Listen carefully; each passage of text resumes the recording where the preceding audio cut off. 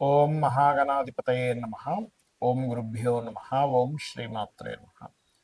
అరుణాం కరుణాతరంగితాక్షీం ధృతపాశాంకుశపుష్పబాణచాపాం అనిమాదిభిరావృతాం మయూకై అహమిత్యేవ విభావయే భవాని. శ్రీమాత్రే నమ.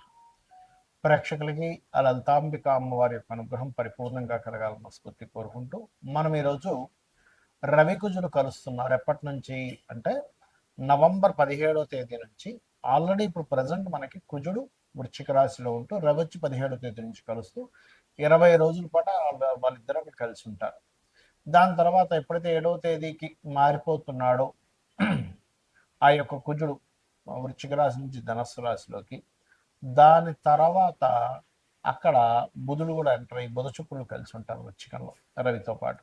మరి ఈ యొక్క గ్రహస్థితిని అనుసరించి ద్వాదశ లగ్నముల వారికి, లగ్నం తెలియని వారు రాశి వారికి ఏ విధంగా ఉండబోతుంది, ఏ విషయాల పట్ల జాగ్రత్త వహించాలి అనేటువంటి అంశాలను చెప్తుంది నేనైనప్పటికీ కూడా చెప్పిస్తుంది సాక్షాత్ లలిత అమ్మవారిగా భావిస్తూ ఒక్కొక్కటిగా మనం తెలుసుకుందాం.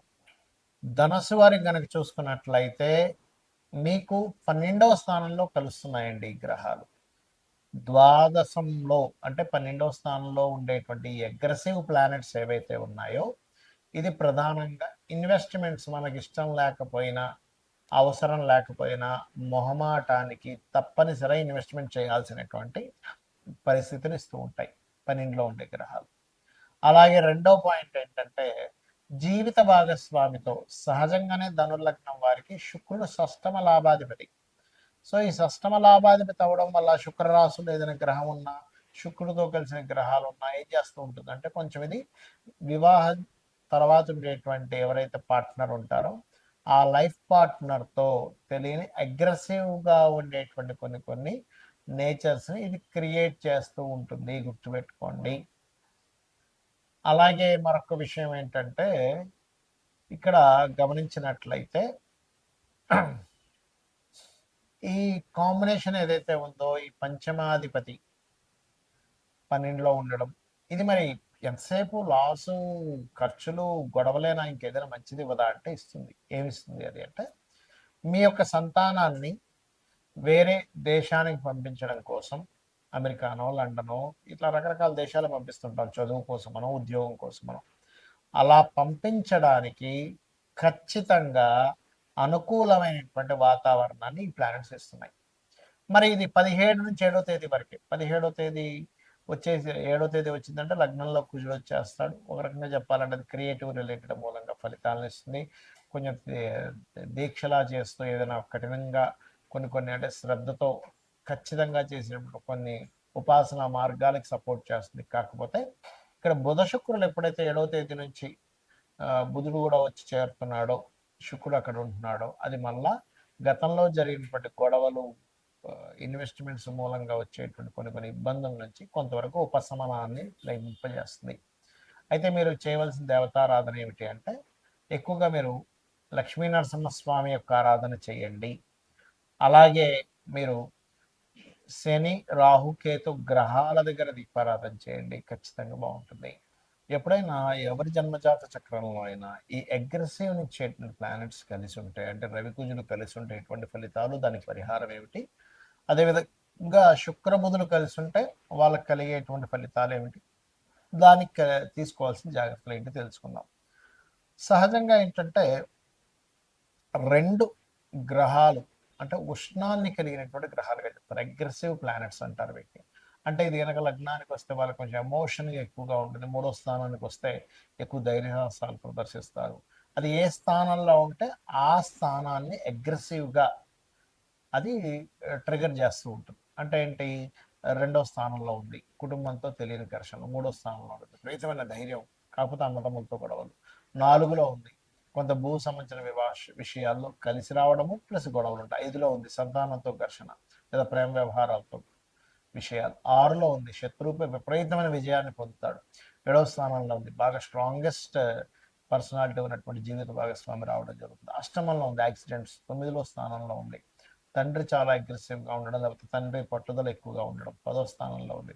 వీళ్ళు ఎక్కడైతే జాబ్ చేస్తారో అక్కడ లీడర్గా నిలబడతారు, కానీ అక్కడ ఎంతో కొంత స్ట్రెస్ మిమ్మల్ని వెంటాడుతుంటుంది. 11 అయితే ఆల్ సక్సెస్ ఉంటుంది, రాజకీయంగా కానివ్వండి, మెడికల్ పరంగా కానివ్వండి. అలా 12వ స్థానంలో అంటే వివాహ జీవితం మీద ఎఫెక్ట్ చూపిస్తుంది. ఇది రవికుజులు ఉంటాయి. మరి దీనికి ఏం చేయాలి? ఒకటే గుర్తుపెట్టుకోండి, ఓవర్గా ట్రిగర్ అవుతుంది 2 ప్లానెట్స్ కలిసి, అదే మెయిన్గా వీళ్ళకి ప్రాబ్లమాటిక్ అవుతుంది. ఒక ఈగో తెలియకుండానే అందరూ మిమ్మల్ని ఒక ఈగో పర్సన్గా చూస్తున్నాడు. మీలో నిజాయితీని ఇచ్చేటువంటి గ్రహాలు నిజంగా చెప్పాలంటే రవికుజ కాంబినేషన్ ఈజ్ నిజాయితీని ఇచ్చే గ్రహం. కానీ అవతల వాళ్ళకి అది ఈగో అండి, ఇతని కోపం ఎక్కువండి, ఈగో ఎక్కువండి, అమ్మ ఇతనితో మనం పడలేమండి అనేటువంటి స్థితికి కూడా తీసుకెళ్తుంది. బట్ కొంతమందికి అది కూడా ఉంటుందని నేను చెప్పట్లేదు. కానీ ఇది నిజాయితీని ఖచ్చితంగా ఉండాలనేటువంటి కాంబినేషన్. ఒకవేళ మీ జన్మజాతకంలో ఇలా ఉంది, దాని ద్వారానే కొంచెం నేను అగ్రెసివ్ అవుతున్నాను, అవతల వాళ్ళు నా వాళ్ళు ఇబ్బంది పడుతున్నారు అనుకునేటువంటి వారు దీనికి చక్కటి రెమెడీ ఉంటుంది. ఏమిటది?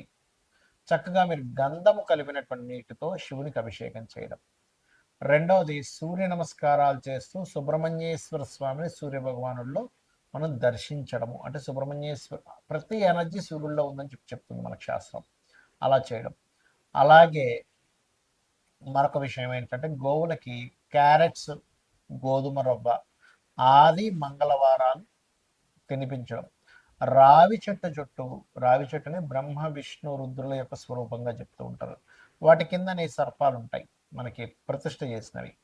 అక్కడికి వెళ్ళి చక్కగా మీరు ప్రదక్షిణం చేసుకొని ఒక రాగి చెంబులో వాటర్ తీసుకొని అందులో పసుపు కుంకుమ గంధం కలిపి చిటికెడు వేసి కలిపి ఆ చెంబు పట్టుకొని ప్రదక్షిణం చేసుకొని వాటి మీద కనుక మీరు అభిషేకం చేసినట్లయితే చాలా అంటే చాలా మటుకు కంట్రోల్ అవుతుంది. దీంతో పాటు రుద్రాక్ష ధారణ చేయండి.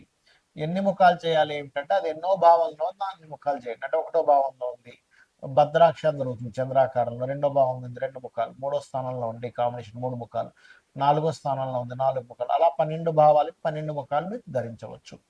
అంటే 12 స్థానాల్లో ఎక్కడుంటే అన్ని ముఖాలు ధరించడం ద్వారా మీకు చాలా కంట్రోల్ అవుతుంది. ఎందుకంటే ఈ కాంబినేషన్ బీపీని కూడా పెంచుతుంది, గుర్తుపెట్టుకోండి. ఇక అలాగే మరొక విషయం ఏంటంటే ఇక్కడ గమనించినట్లయితే మీకు బుధ శుక్రుల గురించి మనం మాట్లాడుకున్నాం. బుధ శుక్రులు అంటే ఏంటంటే వాళ్ళకి తెలివితేటలు చాలా బాగుండడం, మాట్లాడేటప్పుడు చాలా సున్నితంగా మాట్లాడటం, చాలా అంటే ఆహ్లాదకరంగా వాళ్ళ యొక్క వాయిస్ అనిపించడం అనేటువంటిది జరుగుతూ ఉంటుంది, గుర్తుపెట్టుకోండి. అలాగే మరొక విషయం ఏంటంటే ఇక్కడ గమనించినట్లయితే ఈ బుధుడు శుక్రుడు అంటే కమ్యూనికేషన్స్ కారకుడు. అదేవిధంగా ఈ బిజినెస్ కారకుడు అని బుధుడు ఎప్పుడైతే శుక్రుడితో ఉంటాడు మీ జన్మ జాతకంలో కనుక అది ధనయోగాన్ని ఇచ్చే కాంబినేషన్లో ఉంటే మీకు ఖచ్చితంగా ఆర్ట్స్ రిలేటెడ్, ఫ్యాషన్ రిలేటెడ్, అందానికి సంబంధించింది, బట్టలకు సంబంధించింది, కార్లకు సంబంధించి అంటే వెహికల్కి సంబంధించింది వాటి మూలంగా మీరు బిజినెస్లో డెవలప్ అవుతారని మీరు అర్థం చేసుకోవాలి. అయితే దీనివల్ల ఏంటంటే మంచి స్నేహితులు కూడా ఉంటారు. అదేవిధంగా స్నేహం మూలంగా కొంతవరకు మీకు ఫైనాన్షియల్ గ్రోత్ కూడా పెరుగుతూ ఉంటుంది, ఇలా చెప్పుకోవచ్చు. కాకపోతే ఇది పాపకత్తెరలో ఉందా, శుభకత్తెరలో ఉందా, అసలు దీని కండిషన్ ఏమిటి, ఇది ఎలాంటి ఫలితాలు ఇస్తుంది అనేటువంటిది మీ పర్సనల్ చార్ట్లో ఉంటుంది. కాబట్టి ఇది ఒకవేళ ఈ కాంబినేషన్ ఉందండి అంతగా నేను రాణించట్లేదండి, ఇట్స్ వెరీ క్లియర్. పాపకత్తెరలో ఉందని తెలుసుకొని దానికి బ్యాక్ పోర్ట్ఫోలియోస్ ఏ ద్వారా వచ్చే తెలుసుకొని అది ఏ రకంగా నెగిటివ్ ట్రిగర్ ఇస్తుందో తెలుసుకొని దానికి దానం ఇచ్చుకున్నా కూడా క్లియర్ అయిపోతుంది. శ్రీమాత్రే నమః.